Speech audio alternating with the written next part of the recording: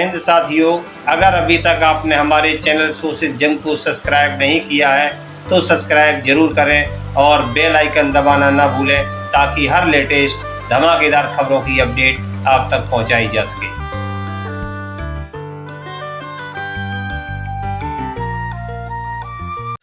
दिल्ली से जुड़ी बड़ी खबर, ईडी के चौथे समन पर भी पेश नहीं हुए दिल्ली के मुख्यमंत्री अरविंद केजरीवाल। दिल्ली के सीएम अरविंद केजरीवाल ने बताया कि इनका मकसद गिरफ्तार करना और प्रचार से रोकना। अरविंद केजरीवाल ने उठाया सवाल कि 2 साल से जांच चल रही है, लेकिन लोकसभा चुनाव से पहले ही मुझे पूछताछ के लिए क्यों नोटिस भेजा गया। अरविंद केजरीवाल ने लगाया आरोप कि बीजेपी ही ईडी को चला रही है। देखिए क्या बोले दिल्ली के मुख्यमंत्री अरविंद केजरीवाल। ईडी ने मुझे चौथा नोटिस भेजा है। उसमें उन्होंने कहा था कि आप 18 या 19 में से किसी भी तारीख को आ जाइए। ये जो चारों नोटिस मुझे भेजे गए हैं ये कानून की नज़रों में इलीगल हैं, इनवैलिड हैं। ऐसे notice, general non specific notices पहले जब भी भेजे गए ईडी के द्वारा, उनको कोर्ट्स ने निरस्त कर दिया है, क्वैश कर दिया है, इनवैलिड और इलीगल डिक्लेयर किया है। ये नोटिस क्यों इलीगल है, इसको मैं कई बार ईडी को लिख के भेज चुका हूं, लेकिन ईडी इसका जवाब नहीं दे रही। ये तो हो गई टेक्निकल बात, लेकिन ये नोटिस एक राजनीतिक षड्यंत्र के तहत भेजे जा रहे हैं। ये जांच 2 साल से चल रही है। 2 साल में इनको कुछ नहीं मिला। कई कोर्ट्स इनसे बार बार पूछ चुके हैं, भाई कितने पैसे की रिकवरी हुई, कोई सोना मिला, कोई जमीन के कागज मिले, कोई पैसे की रिकवरी हुई, कुछ कैश मिला, कहीं कुछ नहीं मिला। झूठे सच्चे आरोप, लोगों को मार मार के झूठे सच्चे बयान दिए जा रहे हैं। 2 साल से जांच चल रही है। लोकसभा चुनाव के 2 महीने पहले अचानक मुझे नोटिस देके क्यों बुलाया जाता है? चारों तरफ बीजेपी वाले घूम घूम के कह रहे हैं केजरीवाल को गिरफ्तार करेंगे। बीजेपी वालों को कैसे पता मेरे को गिरफ्तार करेंगे? क्योंकि बीजेपी ईडी चला रही है। तो मुझे अभी गिरफ्तार क्यों करेंगे लोकसभा चुनाव के पहले? क्योंकि वो नहीं चाहते कि लोकसभा चुनाव में मैं प्रचार करूं। तो बेसिकली इस पूरी कवायद का, ये सम्मन और ये जो सारी कवायद है, इसका मकसद केवल ये है कि केजरीवाल को लोकसभा चुनाव के पहले गिरफ्तार करके उसको चुनाव में प्रचार करने से रोको। केवल ये इनका मकसद है। तो मैंने आज उनको जवाब दिया है और आगे देखते हैं क्या होता है। जी हां साथियों, सुना आपने। मीडिया से रूबरू होते हुए क्या बोले दिल्ली के मुख्यमंत्री अरविंद केजरीवाल। तो साथियों, आपको जानकारी के लिए बता दूं कि ईडी सीएम अरविंद केजरीवाल को 4 बार समन भेज चुकी है। पहला समन 2 नवंबर 2023 को भेजा गया था। दूसरा समन 21 दिसंबर 2023 को भेजा गया था। तीसरा समन 3 जनवरी 2024 को भेजा गया था और चौथा समन गत 18 जनवरी 2024 को भेजा गया। लेकिन अरविंद केजरीवाल अभी तक ईडी के समक्ष पेश नहीं हुए। खैर छोड़िए इन सब बातों को। ईडी के सामने केजरीवाल पेश हो या ना हो, ईडी समन भेजे, गिरफ्तार करे या जेल भेजे, मुझे इससे कोई लेना देना नहीं। यह कानून का मामला है। ईडी जाने, कोर्ट जाने। यहां मैं बात कर रहा हूं अरविंद केजरीवाल के शिक्षा मॉडल की। पहले लोग सरकारी स्कूलों में अपने बच्चों को पढ़ाना तौहीन समझते थे। ज्यादातर गरीबों के बच्चे ही सरकारी स्कूलों में पढ़ते थे। आज संपन्न घरों के बच्चे भी सरकारी स्कूलों में पढ़ने लगे हैं और यह सब हुआ आम आदमी पार्टी के नेतृत्व वाली अरविंद केजरीवाल की सरकार के आने के बाद दिल्ली में एक से बढ़कर एक निजी स्कूल हैं जो मोटी फीस वसूल कर शिक्षा देने का काम करते हैं, लेकिन दिल्ली के सरकारी स्कूल भी शिक्षा के मायने में किसी से कम नहीं है। निजी स्कूल को बड़ी मात दे रहे हैं आज के सरकारी स्कूल। दिल्ली के त्यागराज स्टेडियम में दिल्ली डायरेक्टर ऑफ एजुकेशन द्वारा स्कूल में बेहतर करने वाले छात्रों और स्कूलों को मुख्यमंत्री अरविंद केजरीवाल ने एक्सीलेंस ऑफ एजुकेशन अवार्ड 2023 देकर सम्मानित किया। देखिए इस अवसर पर क्या बोले दिल्ली के मुख्यमंत्री अरविंद केजरीवाल। मंच पे मौजूद दिल्ली के शिक्षा मंत्री आतिशी जी, शिक्षा सचिव अशोक कुमार जी, आज यहाँ पे आए हुए शिक्षा विभाग के सभी अधिकारीगण, सभी स्कूल्स के principles, vice principles, teachers, Delhi के यहाँ पे आए हुए कई सारे विधायकगण और मेरे प्यारे बच्चों, उनके पेरेंट्स, सभी भाइयों बहनों, आप सब लोगों को मेरा नमस्कार, सबको मेरा प्रणाम। सबसे पहले एसकेवी सुल्तानपुरी के इन बच्चों को बहुत बहुत बधाई इतना शानदार परफॉर्मेंस करने के लिए।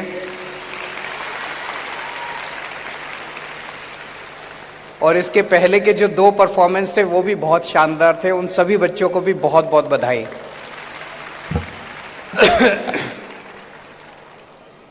एक चीज आप सब लोगों ने पता नहीं नोट की कि नहीं, कि जो कॉन्फिडेंस इन बच्चों के बॉडी लैंग्वेज में, इन बच्चों के मूवमेंट्स में जो कॉन्फिडेंस दिखाई दे रहा है, ये कॉन्फिडेंस पिछले 7-8 सालों की मेहनत का नतीजा है, जो इनके टीचर्स ने, इनके प्रिंसिपल्स ने, इन बच्चों ने, इनके पेरेंट्स ने, दिल्ली की सरकार ने, सब लोगों ने मिलके जो शिक्षा के क्षेत्र में किया। आज ये कॉन्फिडेंस इन बच्चों का जो दिखाई दे रहा है वो उसका नतीजा है। सबसे पहले मैं उन सभी स्कूल्स को बधाई देना चाहता हूं जिनको आज अवार्ड मिला। मैं एसकेवी राजौकरी को बधाई देना चाहता हूं, दिल्ली का सर्वश्रेष्ठ स्कूल का अवार्ड जिनको आज मिला। उन सभी स्कूल्स को बधाई देना चाहता हूं। उसके बाद जिन लोगों को अपने जोन के लेवल पे, डिस्ट्रिक्ट के लेवल पे, जिन प्राइवेट स्कूल्स को, एडेड स्कूल्स को, सरकारी स्कूलों को अलग अलग कैटेगरीज के अंदर अवार्ड्स मिले। जाहिर तौर पे किसी भी स्कूल को अगर अवार्ड मिलता है तो वो किसी 1 या 2 लोगों की वजह से नहीं मिलता। उनके प्रिंसिपल ने, उनके टीचर्स ने, उनके वाइस प्रिंसिपल ने, स्टूडेंट्स ने, पेरेंट्स ने, सब ने मिलकर मेहनत की होती है, तभी स्कूल चमकता है। तो मैं उन सभी स्कूलों को बहुत बहुत बधाई देना चाहता हूं।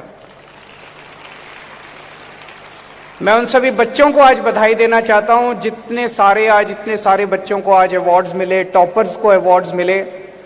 उन सभी बच्चों को मैं आशीर्वाद देना चाहता हूं कि वो जिंदगी में खूब तरक्की करें और जो सपने उन लोगों ने देखे हैं वो सपने जरूर पूरे हों और वो भारत की खूब सेवा करे, लोगों की खूब सेवा करे अपनी जिंदगी के अंदर। हर बच्चा भगवान की देन है। हर बच्चे की अपनी जिंदगी होती है, हर बच्चे की अपनी यात्रा होती है। कुछ बच्चों को शिक्षा के क्षेत्र में आज अवार्ड मिले, इसका मतलब यह नहीं कि जिन बच्चों को आज अवार्ड नहीं मिले वो उन बच्चों से किसी भी हालत में कम है या किसी। हर बच्चे को भगवान ने किसी ना किसी कुछ ना कुछ दे के भेजा है। कोई स्पोर्ट्स में अच्छा होता है, कोई कला में अच्छा होता है, कोई किसी ना किसी चीज में कोई ना कोई अच्छा होता है, कुछ ना कुछ अच्छा होता है हर बच्चे में। भगवान ने हर बच्चे को अलग बनाया है। हमारे स्कूलों का और शिक्षा प्रणाली का ये फर्ज है कि हर बच्चे को अपनी क्षमता पूरी तरह से वो अचीव कर पाए, वो अवसर, वो अपॉर्चुनिटीज उसको प्रदान करना। और इसी दिशा के अंदर आज हमारी पूरी शिक्षा व्यवस्था दिल्ली के अंदर हमारी पूरी कोशिश रहती है हर स्कूल के अंदर हमने किस्म किस्म की facilities, sports facilities, art facilities, cultural facilities, हर तरह की फैसिलिटीज हम देने की कोशिश कर रहे हैं ताकि हर बच्चा अपने हुनर को अचीव कर पाए, अपने हुनर को और आगे लेके जा पाए।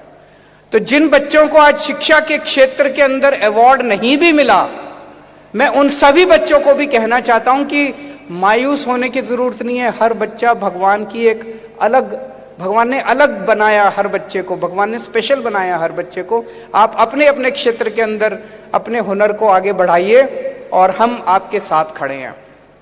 लेकिन सबसे बड़ी बात यह है, पिछले 7-8 साल के अंदर, 10 साल के अंदर दिल्ली की शिक्षा की क्षेत्र में जो क्रांति आई है, इसकी चर्चा तो पूरे देश में हो रही है, पूरे विश्व के अंदर आज दिल्ली के शिक्षा के क्षेत्र की चर्चा हो रही है। इसकी सबसे बड़ी श्रेय, दिल्ली के अंदर आज जो क्रांति आई है, इसका सबसे बड़ा श्रेय मैं अपनी दिल्ली सरकार के स्कूलों के टीचर्स को देना चाहता हूं।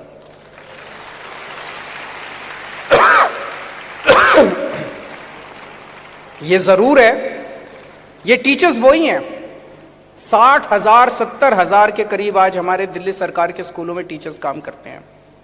हमारी सरकार ने आके टीचर्स को बदला नहीं, वही टीचर्स हैं, लेकिन माहौल दिया हम लोगों ने, ये मैं जरूर मानता हूं। हमारी सरकार बनी, आम आदमी पार्टी की सरकार बनी, हमारी सरकार ने आने के बाद एक माहौल दिया। आज सरकारी स्कूलों के अंदर बेस्ट फैसिलिटीज हैं, टीचर्स को सम्मान मिलता है, टीचर्स को ट्रेनिंग के लिए आईएम्स में भेजा जाता है, विदेशों में भेजा जाता है। वो माहौल मिलते ही ऐसे लग रहा था जैसे टीचर्स वेट कर रहे थे कि कब हमें अपॉर्चुनिटी मिलेगी और कब अपना अच्छा काम करके दिखाएंगे। मात्र 5 से 7 साल के अंदर इन टीचर्स ने कमाल करके दिखा दिया और आज हमारे स्कूल जो हैं इतने शानदार, इतने आईआईटी के अंदर बच्चे जा रहे हैं, बड़े बड़े मेडिकल कॉलेजेस के अंदर। ऑल इंडिया मेडिकल जो सबसे मुश्किल पेपर होता है देश के अंदर, आईआईटी का पेपर इंजीनियरिंग का सबसे मुश्किल पेपर होता है, वो क्वालिफाई कर रहे हैं हमारे दिल्ली। और 1-2 नहीं, कई 100 बच्चे, अभी 1,500-2 हजार बच्चों के साथ यहीं त्यागराज स्टेडियम के अंदर जिन्होंने मेडिकल की और इंजीनियरिंग के पेपर पास किए थे, मैंने उनके साथ और उनके पेरेंट्स के साथ उनके साथ इंटरेक्शन किया था। जब मैं उनसे इंटरेक्शन कर रहा था, हमने बच्चों से पूछा कैसे आपने ये अचीव किया। आप यकीन मानिए लगभग हर बच्चे ने, जब हमने बच्चों से पूछा भाई कैसे तुमने इतना अच्छा रिजल्ट अचीव किया, लगभग हर बच्चे ने अपने टीचर का नाम लिया। मेरी फिजिक्स की टीचर वो है जी, मेरी मैथ की टीचर वो है जी, मेरा केमिस्ट्री का टीचर वो है जी, मेरी बायोलॉजी का टीचर वो है जी, उन्होंने मेरी बड़ी मदद की। कई बच्चों ने बताया उनके पास घर में कई बार साधन नहीं होते। कई बच्चों ने बताया जी मेरे टीचर ने अपने पैसों से, अपनी तनख्वाह के पैसे से मेरे को फलानी फलानी किताब खरीद के मार्केट से दी। इतना कमिटमेंट है हमारे टीचर्स के अंदर। और ये टीचर्स आप याद रखना, जिंदगी भर याद रहते हैं ये टीचर्स, क्योंकि यही 10वीं 11वीं 12वीं यही टाइम होता है जब बच्चा अपना जिंदगी का अगला आगे की जिंदगी तय करता है। मैं इंजीनियरिंग लूंगा, मेडिकल लूंगा, मैं आर्ट लूंगा, कॉमर्स लूंगा, मैं क्या लूंगा, यही टाइम होता है। आज भी मेरे को याद है, मेरी 10वीं क्लास के सारे टीचर्स के नाम आज भी मेरे को याद है, जबकि 10वीं क्लास पास हुए मेरे को लगभग 40 साल हो गए, 40 साल से भी ज्यादा हो गए। आज भी मेरे को सारे बायोलॉजी का टीचर ये था, मैथ का टीचर ये था, फलाना ये था, सारे टीचर्स याद है, जिंदगी भर याद रहेंगे टीचर्स। तो मैं सभी टीचर्स को भी रिस्पेक्ट और सल्यूट करता हूं जिन्होंने दिल्ली की शिक्षा प्रणाली में इतने बड़े बड़े चमत्कार करके दिखाए। एक बड़ी इंटरेस्टिंग आज मैंने बात नोट की। अभी जब बच्चे अवार्ड लेने आ रहे थे हमसे, मैंने लगभग हर बच्चे से पूछा क्या बनोगे बड़े होके। आप यकीन नहीं मानोगे, 70 से 80% से ज्यादा बच्चों ने कहा टीचर बनूंगा बड़ा होके। कुछ तो कमाल कर दिया हमारे टीचर्स ने, ऐसा जादू कर दिया कि अब बच्चे, कोई 2-4 बच्चों ने कहा आईएएस अफसर बनूंगा, 2-4 बच्चों ने कहा चार्टर्ड अकाउंटेंट, 2-4 ने कहा वकील बनूंगा, बाकी सब ने कहा, किसी ने इंजीनियर, डॉक्टर, कुछ 2-4 ने कहा, सब ने कहा टीचर बनूंगा। तो इसका मतलब हमारे टीचर आज रोल मॉडल की तरह उन बच्चों के सामने पेश आ रहे हैं कि हर बच्चा आज टीचर बनने की अपेक्षा देख रहा है। हमारे देश का एजुकेशन सिस्टम 1830 के पहले बहुत शानदार था। अगर हम प्राचीन एंशियंट इंडिया उठा के देखें, प्राचीन भारत उठा के देंगे, नालंदा विश्वविद्यालय, तक्षशिला विश्वविद्यालय, पूरी दुनिया के बच्चे नालंदा विश्वविद्यालय में पढ़ने के लिए आते थे। पूरी दुनिया के बच्चे तक्षशिला, पूरी दुनिया में सबसे टॉप क्लास विश्वविद्यालय यूनिवर्सिटी नालंदा यूनिवर्सिटी थी, तक्षशिला यूनिवर्सिटी थी। उसके बाद भी 1830 के पहले, अंग्रेजों के आने के पहले, हर गांव के अंदर एक गुरुकुल होता था, स्कूल होता था। हर गांव में, देश के हर गांव के अंदर एक गुरुकुल होता था। और टीचर का दर्जा सबसे सुप्रीम होता था। गांव के अंदर, समाज के अंदर टीचर की सबसे ज्यादा इज्जत अगर होती थी तो टीचर की होती थी। गुरु की इज्जत सबसे ज्यादा होती थी। आप कोई ग्रंथ उठा के देख लो, कोई रामायण महाभारत उठा के, गुरु की इज्जत सबसे ज्यादा होती थी। और हर गांव में स्कूल था। अंग्रेजों ने आने के बाद ये रियलाइज किया कि अगर इनका एजुकेशन सिस्टम हमने बर्बाद नहीं किया तो भारत के ऊपर राज करना मुश्किल होगा। तो उन्होंने एक शख्स को भेजा। उस शख्स का नाम था मैकॉले। 1830 से 40 के बीच में एक एक करके उन्होंने हमारे देश के सारे गुरुकुल बर्बाद कर दिए। हमारे पूरे देश का जो एजुकेशन सिस्टम था वो ध्वस्त कर दिया। और जो हमारा करिकुलम था, हम बच्चों को तरह तरह के वहां पे किस्म किस्म के हुनर सिखाए जाते थे। रट्टा नहीं मरवाया जाता था जो आज हम रट्टा मरवाते हैं अपनी क्लास में। हुनर सिखाया जाता था, जिंदगी जीने का हुनर, खेती सिखाई जाती थी, किस्म किस्म के, वो सब ध्वस्त करके और रट्टा मारने वाला पूरा करिकुलम ये लोग लेके आए, जिसमें किस्म किस्म की डिग्रियां तो मिलने लगी, रोजगार नहीं मिलता। डिग्री मिलती है, बीए मिलती है, बीएससी मिलती है, बीकॉम मिलती है, एलएलबी मिलती है, नौकरी नहीं मिलती, रोजगार नहीं मिलता। ये सारा वो मैकॉले करके गया था। देश को बर्बाद करके गए थे अंग्रेज। ये उसको बर्बादी करने का एक मेन जड़ जो फाउंडेशन थी वो मैकॉले का एजुकेशन सिस्टम। दुर्भाग्यवश ये हुआ कि आजादी के बाद हम लोगों ने उस एजुकेशन सिस्टम को नहीं बदला। मैं किसी को दोष नहीं दे रहा, लेकिन यह कि आजादी के बाद और इतने काम करने थे कि इस तरफ शायद किसी का ध्यान ही नहीं गया। एजुकेशन सिस्टम नहीं बदला। दो काम करने की जरूरत थी। एक तो जो हर गांव के अंदर स्कूल था, उस जो विस्तार था हमारे एजुकेशन सिस्टम का, उसको वापस उसी तरह से गांव गांव के अंदर स्कूल बनाने की जरूरत थी, वो नहीं बनाए। और दूसरी जरूरत थी इस करिकुलम को बदलने की। जो क्लर्क पैदा करने वाली शिक्षा प्रणाली है, क्लर्क पैदा करती है, ये शिक्षा प्रणाली बदलने की जरूरत थी। आज दिल्ली के अंदर हमने एक शुरुआत की है, लेकिन हमारी छोटी सी सरकार है। जितना हम कर सकते हैं हम करने की कोशिश कर रहे हैं। इसको करने की जरूरत है। मेरा अपना मानना है कि अगर हम एजुकेशन के ऊपर सबसे ज्यादा जोर दें, आज हर बच्चे को बेस्ट शिक्षा दे दो, और दिल्ली में हमने करके दिखा दिया। गरीब से गरीब बच्चे को भी आज अच्छी शिक्षा मिल रही है। अगर हर बच्चे को इस देश में अच्छी शिक्षा दे दो, मैं बता रहा हूं, आपको गरीबी दूर करने की जरूरत नहीं है, ये बच्चे गरीबी दूर कर देंगे, अपने परिवार की भी और अपने देश की भी।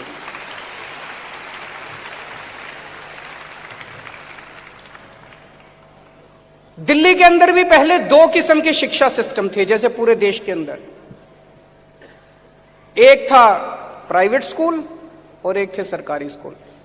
अगर आपके पास पैसा है तो आप अपने बच्चे को प्राइवेट स्कूल में भेजो, और अगर आपके पास पैसा नहीं है तो मजबूरी में लोग अपने बच्चों को सरकारी स्कूल में भेजते थे। सरकारी स्कूल में पढ़ाई के नाम पे कुछ भी नहीं थी, ना कोई फैसिलिटीज थी, ना कुछ था। और प्राइवेट स्कूलों में भी ऐसा नहीं कि सारे प्राइवेट स्कूल बहुत अच्छे थे, लेकिन हर आदमी सोचता था, गरीब आदमी भी सोचता, दो पैसे कमा के मैं अपने बच्चे को प्राइवेट में ही भेजूं। राजनीति में आने के पहले मैं एक एनजीओ में काम किया करता था। हमारी एनजीओ दिल्ली की झुग्गी बस्तियों में काम करती थी। तो झुग्गी बस्तियों में मैं कई महीने रहा भी झुग्गी बस्तियों के अंदर। वहां मैं देखता था, लोगों से बात करता था। बहुत सारे लोग ऐसे थे जो अपने बच्चों को सरकारी स्कूल में एडमिशन तो कराते थे, लेकिन फिर कुछ महीने में निकाल लेते थे पढ़ाई की, क्योंकि पढ़ाई होती नहीं थी। आदमी को लगता था यार मैं अपने बच्चे का टाइम खराब कर रहा हूं, वहां पे टाइम खराब हो रहा है, इसकी पढ़ाई तो होती नहीं है। दो मेरे काम में हाथ बटाएगा, दो पैसे कमा के लाएगा। अब वो सिस्टम बदल गया है। अब दिल्ली के सरकारी स्कूल प्राइवेट स्कूलों के साथ compete कर रहे हैं। जब हमारी सरकार बनी तो एक मॉडल मेरे सामने कई लोगों ने कहा, जी अगर आपको सरकारी स्कूल ठीक करने हैं तो एक काम कर दो, आप कंपलसरी कर दो कि सारे मंत्रियों के बच्चे, सारे एमएलए के बच्चे, सारे आईएएस अफसरों के बच्चे, सबके बच्चे सरकारी स्कूल जाया करेंगे, कंपलसरी कर दो। मुझे ये कंपलसरी करने वाला सिस्टम ठीक नहीं लगा। कंपलसरी कर भी दिया तो क्या होगा? कोई चोरी छुपे अपने बच्चों को जमा वहां कराएगा प्राइवेट स्कूल में, नहीं तो जिस क्लास के अंदर उसका बच्चा पढ़ रहा होगा उस क्लास में थोड़ा सा अच्छा पढ़ा देंगे। हमने कहा नहीं, हम सरकारी स्कूलों को इतना अच्छा करेंगे कि लोग वॉलंटरली अपनी मनमर्जी से अपने बच्चों को सरकारी स्कूलों में पढ़ाना चालू करेंगे। और आज मुझे खुशी है, मुझे उम्मीद नहीं थी कि हम इतनी जल्दी अचीव कर पाएंगे। मुझे लगा था 15-20 साल लग जाएंगे, बहुत बड़ा काम है। मुझे बेहद खुशी है कि 7-8 साल के अंदर आज हमने अचीव कर लिया कि आज दिल्ली के सरकारी स्कूल दिल्ली के प्राइवेट स्कूलों के साथ कंपीट कर रहे हैं। दिल्ली के सरकारी स्कूलों के नतीजे प्राइवेट स्कूलों से बेहतर आ रहे हैं। नीट के क्षेत्र में, जेईई के क्षेत्र में ओवरऑल नतीजे, ओवरऑल पास परसेंटेज दिल्ली के सरकारी स्कूलों की प्राइवेट स्कूलों से बेहतर आ रही है। दिल्ली के सरकारी स्कूलों के अंदर जो फैसिलिटीज हैं, स्पोर्ट्स फैसिलिटीज हैं, कल्चरल फैसिलिटीज है, जो किस्म किस्म की फैसिलिटीज हैं, वो 90% से ज्यादा दिल्ली के प्राइवेट स्कूलों से ज्यादा बेहतर आज हमारे प्राइवेट स्कूलों के अंदर है। तो जो समान शिक्षा प्रणाली का हमारा उद्देश्य था कि चाहे गरीब का बच्चा हो चाहे अमीर का बच्चा हो, सबको एक जैसी शिक्षा मिलनी चाहिए, वो आज अचीव हुआ है हमारा। आज अमीरों के बच्चे भी, गरीबों के बच्चे भी सरकारी स्कूलों के अंदर जाते हैं। अमीरों के बच्चों की भी प्रेफरेंस है। एक क्लास में गया एक बारी मैं, सरकारी स्कूल की क्लास में, मुझे बताया गया था कि बहुत सारे लोग अपने बच्चों का नाम प्राइवेट स्कूल से कटा कटा के सरकारी स्कूल में भर्ती करा रहे हैं। मैंने उस क्लास में घुस के बच्चों से पूछा, आप में से कौन कौन बच्चा प्राइवेट स्कूल से आया है नाम कटा के? 7-8 बच्चों ने हाथ खड़े किए। मैंने एक बच्चे से पूछा, आप कौन से स्कूल से आए हो? कहता सेंट कोलंबस। सोचिए, सेंट कोलंबस स्कूल से नाम कटा के कोई बच्चा हमारे सरकारी स्कूल में आया है। इससे बड़ी बात और क्या हो सकती है? ये बहुत बड़ा हमारे लिए। तो मैं समझता हूं कि आज दिल्ली के अंदर हमने एक समान शिक्षा प्रणाली स्थापित की है। अब मेरा एक जो सपना है वो ये कि आज देश के अंदर रोजगार की बहुत बड़ी समस्या हो गई है। शिक्षा तो खत्म कर लेते हैं, बीए पास कर लेते हैं, बीएससी पास कर लेते हैं, एमए कर लेते हैं, एमफिल कर लेते हैं, डॉक्टरेट कर लेते हैं, 2-2 डॉक्टरेट, 3-3 डॉक्टरेट कर, नौकरी नहीं मिलती। और अगर नौकरी नहीं मिले तो फिर ऐसी शिक्षा का क्या फायदा, ऐसी डिग्री का क्या फायदा जो नौकरी ना दिलाए। इसीलिए हम लोगों ने बिजनेस ब्लास्टर्स प्रोग्राम शुरू किया था दिल्ली के स्कूलों के अंदर। मुझे बेहद खुशी है कि ये